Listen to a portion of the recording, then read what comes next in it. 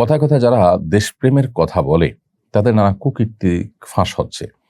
কেউ খাল দখল করে গানের স্কুল বসিয়েছে, কেউ বনের রক্ষক হয়ে বন ধ্বংস করে কোটি কোটি টাকা কামাচ্ছে। এদের উপরে আমাদের করণীয় কি? দেখুন, আমাদের দেশে যারা যত বেশি বড় বড় কথা বলেছে, বিশেষ করে দেশপ্রেম চেতনা এগুলোর কথা যাদেরকে অনেক বেশি বলতে শোনা গেছে, আলেম ওলামাদের বিরুদ্ধে অতিরিক্ত জঙ্গি জিগির এগুলো যত বেশি করতে দেখা গেছে মানুষকে, আমরা দেখেছি যে সেই মানুষগুলো তাদের মধ্যেই দেখা গেছে দুর্নীতির পরিমাণ বাড়ছে অনেক বেশি। সম্প্রতি যে সমস্ত পুলিশ অফিসারের দুর্নীতি নিয়ে সারা দেশে তুমুল আলোচনা চলছে, সমালোচনা হচ্ছে, আমরা দেখেছি দিন শেষে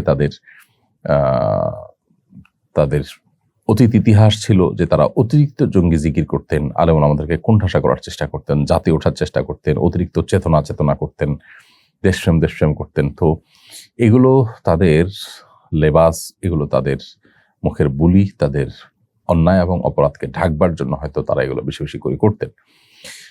বিধায় এ ধরনের কথা কেউ বললে তাদের উপরে আমাদের একটু বিশেষভাবে নজর দিতে হবে, তাদের উপরে আমাদেরকে সতর্ক থাকতে হবে যে এই লোকগুলো এ সমস্ত কথার আড়ালে কোনো অপকীর্তি করছে কিনা, এবং এদের এই মানসিকতা তৈরির একটা বড় কারণ হলো যে আমরা সাধারণত এই জাতীয় বিষয়, দেশপ্রেম চেতনা এ সমস্ত কথা বললে আমরা তাদের ব্যাপারে খুব বেশি দুর্বল হয়ে পড়ি এবং মনে করি তারা আদর্শবান মানুষ, তারা দেশপ্রেমিক মানুষ ইত্যাদি ইত্যাদি।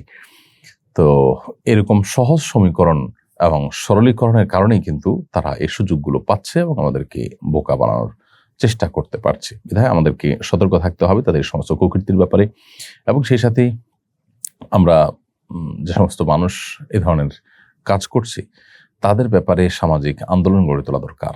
যত রকমের দুর্নীতি আছে, যত রকম অপরাধ আছে, সম্প্রতি আমরা কয়েকদিন আগে শুনেছি একজন ইমাম সুদ ঘুষের বিরুদ্ধে আলোচনা করার কারণে তার চাকরি পর্যন্ত চলে গেছে।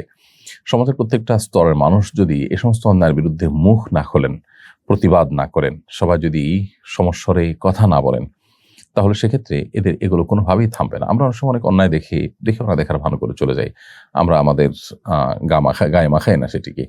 প্রত্যেকটা মানুষ যদি এই জাতীয় অনাচার অন্যায়ের বিরুদ্ধে কথা বলা শুরু করে দেন, তাহলে সেক্ষেত্রে দেশে এ সমস্ত অন্যায় এবং অনাচারের দৌরত্ব কিছুটা হলেও কমবে ইনশাআল্লাহ তাআলা।